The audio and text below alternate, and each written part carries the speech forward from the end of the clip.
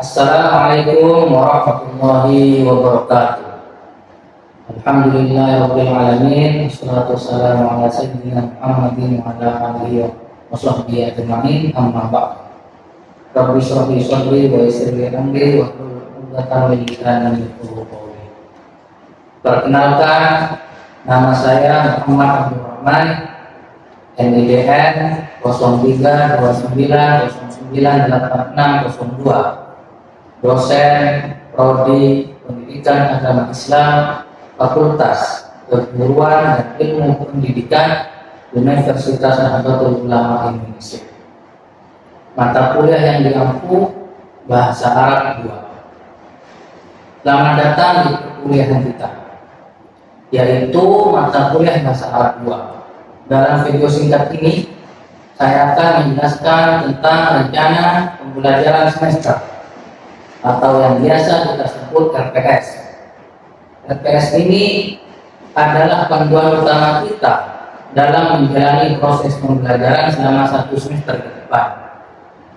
Mata kuliah ini merupakan lanjutan dari Bahasa Arab 1 yang bertujuan untuk memperkuat pemahaman gramatikal mahasiswa terhadap struktur kalimat bahasa Arab, khususnya pada aspek isim-isim mansub atau biasa yang dikenal dengan mansubatul asma, seperti maf'ul bih, maf'ul fi, maf'ul li ajli, maf'ul ma'ah, maf'ul mutlaq, hal, tamyiz, dan istisna.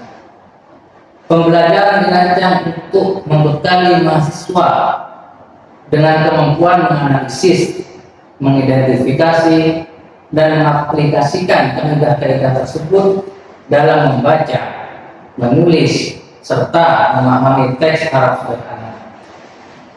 Materi ini sangat relevan dengan kebutuhan mahasiswa program studi Pendidikan Agama Islam atau PAI dalam memahami bahasa sumber ajaran Islam serta mendukung kemampuan pedagogik dan profesional sebagai calon guru. Sub CPNK yang dibahas meliputi pengenalan isim-isim maksud, analisis fungsi sintaksisnya dalam kalimat, penerapan dalam pembuatan kalimat, dan pemahaman teks Arab yang mengandung struktur tersebut. RPS atau rencana pembelajaran semester adalah dokumen yang memuat informasi lengkap mengenai proses pembelajaran, termasuk capaian yang ingin diraih, materi pokok, metode pembelajaran, bentuk penilaian, serta jadwal kegiatan mingguan. Dengan memahami RPS, mahasiswa akan lebih siap mengikuti perkuliahan, karena mereka akan tahu kompetensi apa yang harus dikuasai, materi apa saja yang akan dibahas, dan bagaimana penilaian perkuliahan dalam 1 semester ini. Dalam Bahasa Arab 2 akan ada 16 pertemuan, termasuk kontrak belajar, UTS, dan pelaksanaan ujian akhir semester. Fokus utama kita adalah memahami isim-isim yang dibaca nasab, seperti maf'ul bih, maf'ul fi, maf'ul ma'ah, maf'ul li ajli, maf'ul mutlaq, hal, dan istisna. Adapun capaian pembelajaran mata kuliah atau CPNK yang ingin dicapai diantaranya adalah mahasiswa mampu mengidentifikasi, menganalisis, dan mengaplikasikan jenis-jenis isim mansub dalam kalimat. Mahasiswa mampu memahami fungsi gramatika dan makna kontekstual dari isim tersebut, dan mampu menerjemahkan teks Arab yang mengandung unsur gramatikal tersebut dengan baik. Setiap minggu kita akan membahas subtopik tertentu, dan mahasiswa akan dilatih melalui berbagai aktivitas seperti membaca teks Arab, latihan mengikrok, diskusi makna, dan menerjemahkan kalimat. Adapun metode pembelajaran yang akan kita terapkan adalah Yang pertama, mahasiswa wajib presentasi dalam bentuk PowerPoint dengan materi yang telah ditentukan. Dilanjutkan dengan sesi diskusi, kemudian akan dilanjutkan dengan penajaman materi yang disampaikan oleh dosen pemandu. Selanjutnya, latihan menerjemahkan sekaligus praktek ikro atau analisis kedudukan kata dalam kalimat. Adapun penilaian dalam mata kuliah ini mencakup: pertama, partisipasi kuliah dan kehadiran dengan bobot 10%, presentasi dan diskusi 15%, tugas individu 20%, UTS 25%, dan yang terakhir adalah ujian akhir semester 30%. Selanjutnya, referensi utama yang akan kita gunakan adalah kitab ilmiah yang pertama. Yang kedua, Arabiyah Ghairil Arab. Yang ketiga, PowerPoint yang akan dibagikan pada tiap pertemuan. Yang terakhir adalah teks-teks Arab yang akan menjadi latihan setiap minggunya yang relevan dengan materi yang disampaikan. RPS ini penting karena akan membantu para mahasiswa. Yang pertama, belajar secara mandiri dan terarah. Kedua, mengetahui standar penilaian sejak awal. Dan yang ketiga, mampu memetakan sendiri sejauh mana capaian pembelajaran yang telah dikuasai. Silakan baca SPS bahasa Arab 2 yang sudah saya bagikan. Jika ada hal-hal yang kurang jelas, jangan ragu untuk bertanya di kelas atau melalui grup diskusi. Mari kita jalani perkuliahan ini dengan semangat dan komitmen yang tinggi.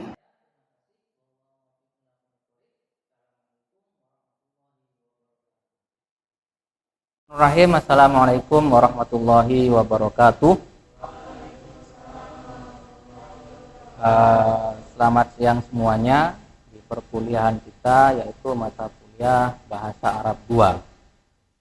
Sebelum kita memulai perkuliahan kita akan mulai dengan pembacaan suratul Fatihah secara bersama-sama agar apa yang kita pelajari menjadi barokah dan mudah untuk dipahami. Ala hadiniyah wa ala kulli niyatin sholihah. Al-Fatihah.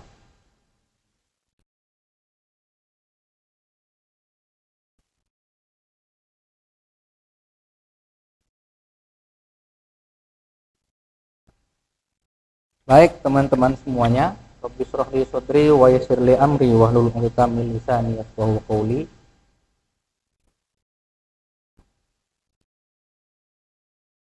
Pembahasan kita mengenai hal dan sohibul hal.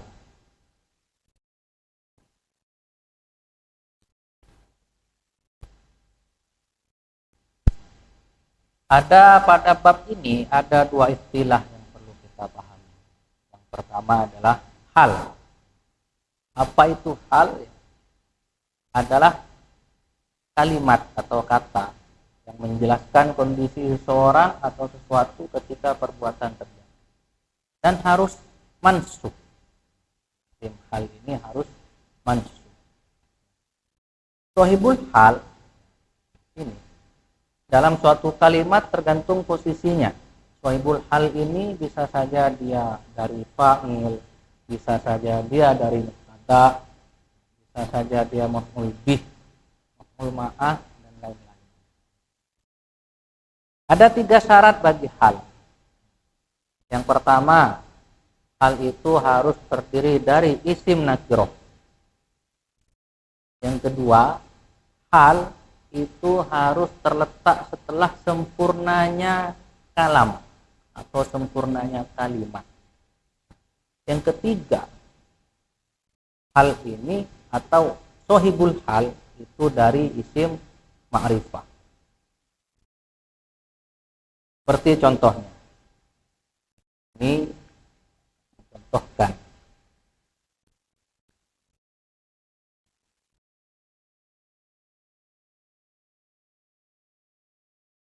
Ra'aitu tiflah. Ra'aitu tiflah bakian.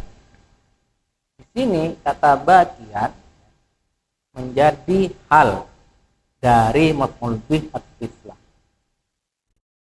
Dia harus berupa isim nakiro dan dia harus terletak setelah sempurnanya kalimat. Maksud dari sempurnanya kalimat ini adalah sudah ada fi'il plus fa'ilnya. Yang di situ kita contohkan di sini ra'aitu tiflah bagian. Kalimat ini sudah sempurna. Kenapa? Ada fi'il, ada fa'ilnya, bahkan sudah ada maf'ul. Selanjutnya, setelah tidak hanya terjadi pada susunan fi'il dan fa'il saja, hal ini bisa saja terletak setelah susunan mubtada dan khobar. Seperti contoh, wahada, ini dalam surat Hud ya, ba'li syaikhon.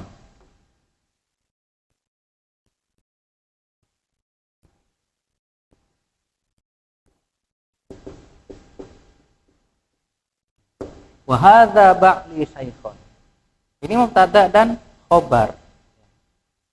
Ini ayat lengkapnya. Wa qalat ya wailata a'alitu wa ana ajuzu wa hadza ba'li syaikhon.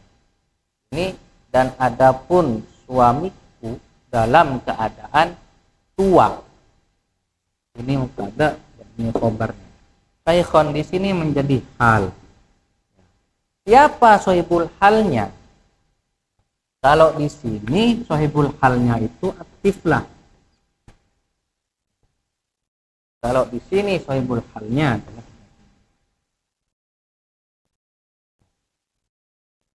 halnya. Selanjutnya adalah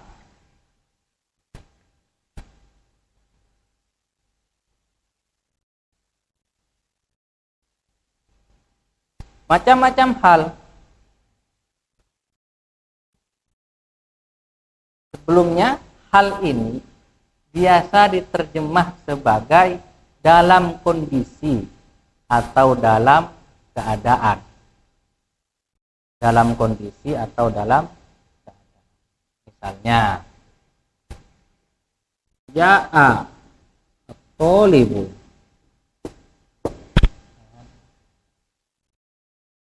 rakiban. Ja'a at-thalibu rakiban. Datang seorang mahasiswa rakiban dalam keadaan berkendara atau dalam kondisi berkendara. Hal terletak setelah fi'il dan fa'il. Inilah yang dimaksud dengan hal harus terletak setelah sempurnanya kalimat.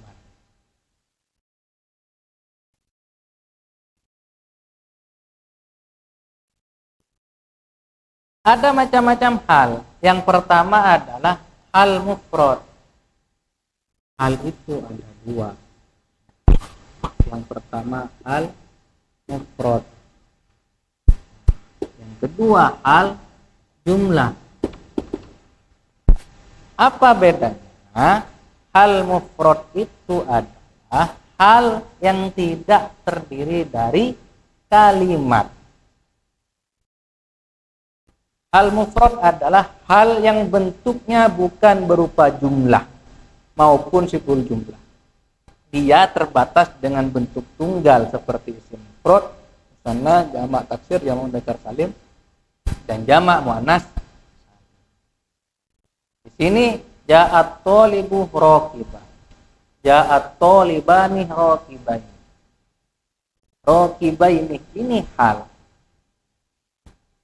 Hal mengikuti sahibul hal, ya. Hal mengikuti sahibul hal. Yang pertama dalam bentuk jenisnya.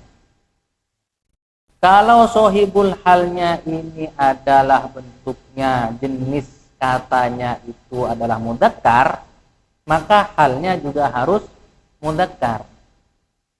Kalau sohibul halnya muannas, maka halnya juga harus muannas. Bagaimana mengubahnya menjadi muannas? Berarti ja'at atau libatu isim muannas. Berarti halnya harus muannas. Batan. Inilah. Yang kedua, hal mengikuti sohibul hal dalam segi jumlahnya. Kalau sohibul halnya itu adalah isim tasniyah, maka halnya juga harus isim tasniyah seperti ini, seperti pada contoh. Nah, ini namanya hal mufrad. Walaupun dia bentuknya jamak, tetap disebut hal mufrad. Kenapa? Karena definisi hal mufrad itu adalah hal yang bentuknya bukan berupa jumlah.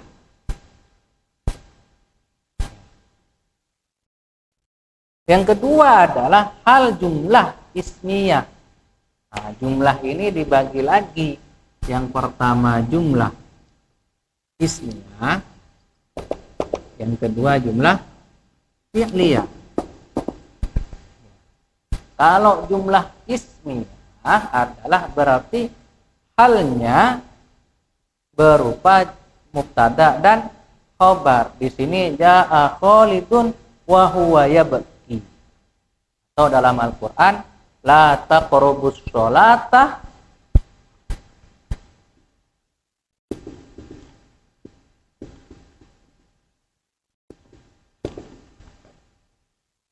wa antum sukaro. La taqrabus sholata, janganlah kamu mendekati sholat, wa antum sukaro, padahal kamu dalam kondisi mabuk. Nah, wa antum sukaro ini menjadi hal dari taqrabu. Hal. Atau di sini wa huwa yabki. Ja'a Khalidun wa huwa yabki. Huwa di sini mubtada, yabki ini khobarnya. Maka ini dipisah oleh wawu haliyah. Ini yang disebut dengan wawu haliyah. Huwa di sini kembali kepada Khalid wa huwa yabki.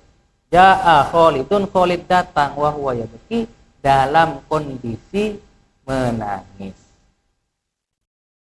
Ini hal jumlah ismiyah. Selanjutnya adalah hal jumlah ismiyah. Hal jumlah fi'liyah. Kedua, hal jumlah fi'liyah. Apa itu?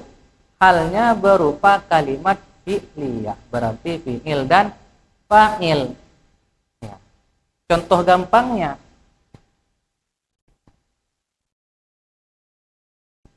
Ja'at tolibu,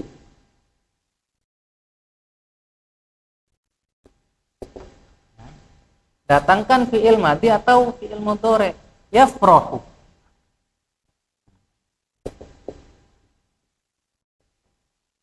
Ja'at tolibu yafrahu. Seorang mahasiswa itu datang yafrahu dalam keadaan bahagia atau senang. Yafrahu. Ini hal jumlah fi'liyah. Kenapa? Ini ada subjek, ada predikatnya, atau ada fi'il, ada fa'il. Siapa fa'ilnya di sini? Yaitu huwa mustatir. Huwa mustatir ini kembali kepada tolib. Sampai di sini apakah ada pertanyaan? Silahkan. Ya.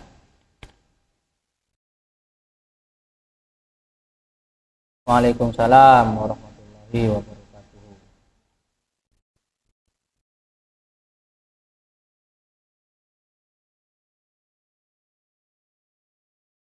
Nah, iya.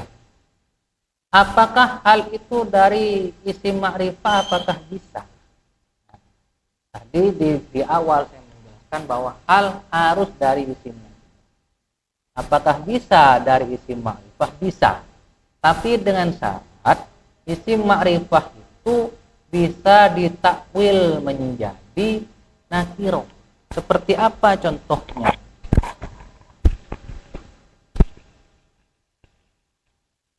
Ja'a Muhammadun wahdahu. Nah,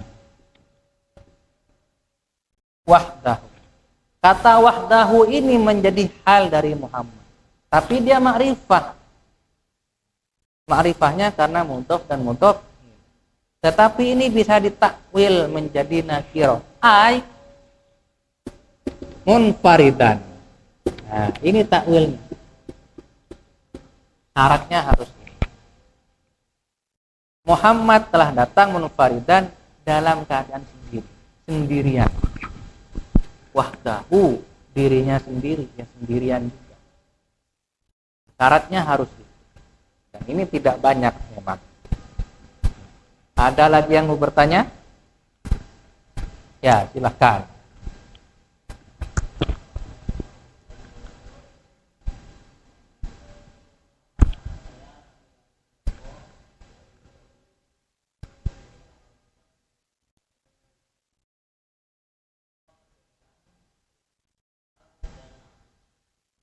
Baik. Tadi dijelaskan bahwa hal itu harus nakiroh dan sohibul hal itu harus ma'rifah. Bagaimana membedakannya antara keduanya itu? Karena memang kalau dilihat secara sepintas mirip. Nah, ingat susunan atau struktur na'at dan man'ut.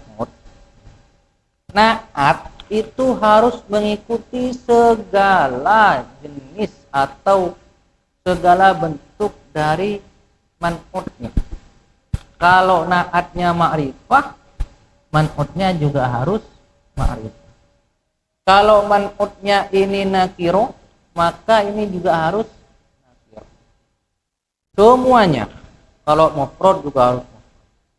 Kalau hal, ya, harus nakiroh halnya, sohibul halnya yang ma'rifah. Kalau sama-sama dinakirohkan atau sama-sama dimakrifahkan, akan terjadi, dikhawatirkan akan terjadi iltibas atau kerancuan, walaupun secara makna tidak jauh berbeda. Ja'at tholibu ar-rakibu, ya, karena na'at mengikuti man'ut dari segi ikrob dalam atau dari segala segi bentuknya. Ini diterjemah ja'at tholibu ar-rakibu, datang seorang mahasiswa ar-rakibu yang berkendara, karena sifat dimaknai dengan yang. Sedangkan hal ja'at tholibu rakiban, yaitu datang seorang mahasiswa rakiban dalam keadaan berkendara. Dapat dipahami? Nah, selanjutnya adalah akan ada teks latihan. Nah, ini. Wala tamshi fil ardi maroha. Nah, siapa yang tahu artinya ini? Ya, coba.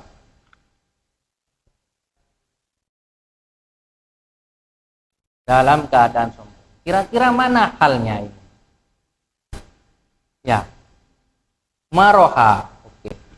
Maroha ini mufrad atau jumlah? Bagus. Wala tamshi fil ardi maroha. Ini adalah hal yang berupa mufrad. Selanjutnya adalah irji'i ila rabbika radiyatan mardiyah. Apa ini artinya? Irji'i, kembalilah ila rabbiki, kepada Tuhanmu, radiyatan mardiyah, dalam keadaan ridho atau ikhlas. Mana halnya ini? Radiyatan. Halnya termasuk mufrad atau jumlah?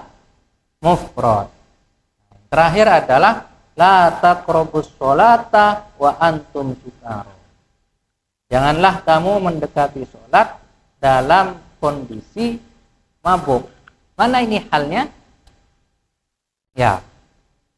Wa antum sukara. Masuk mufrad atau jumlah? Jumlah. Oke. Sudah dapat dipahami semuanya ya. Itu adalah hal dan sohibul hal. Berikutnya kita akan presensi. Ini penting ya, karena masuk dalam penilaian kehadiran itu.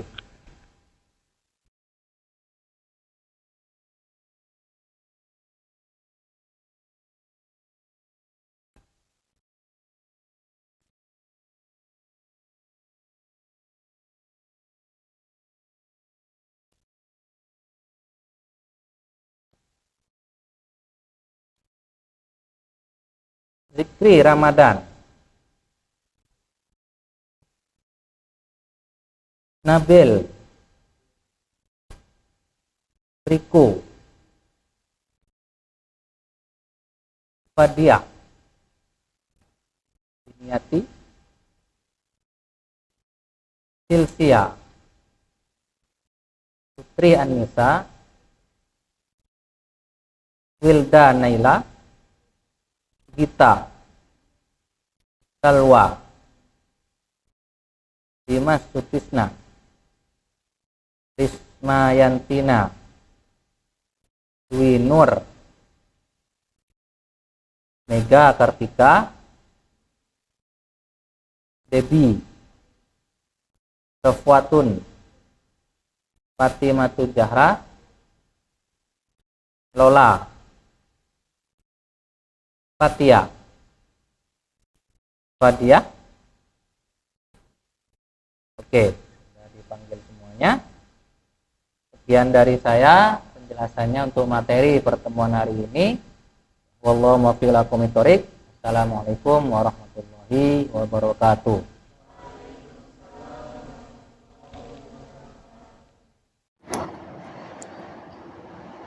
Demikian Bapak Ibu sekalian serta mahasiswa yang saya hormati.